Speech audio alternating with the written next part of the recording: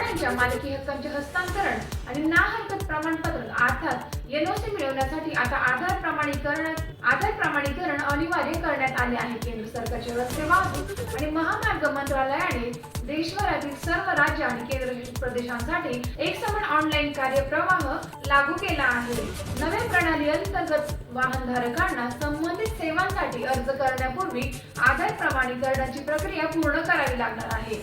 वाहन नोंदणी प्रमाणपत्रावरील नाव आणि आधार कार्डवरील नावात तफावत असल्यास प्रणालीवर त्रुटीचा संदेश दिसेल।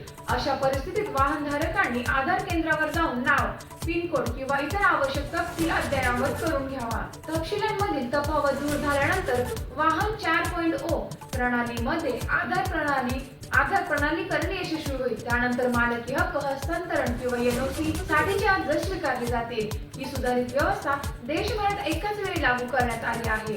वाहन विषयक ऑनलाईन सेवा जलद आणि संपर्करहित पद्धतीने मिळवण्यासाठी वाहनधारकांनी आधार कार्डवरील नाव, पत्ता आणि मोबाईल क्रमांक अद्ययावत ठेवावा, असे आवाहन सहपरिवहन आयुक्त शैलेश कामत यांनी केले आहे।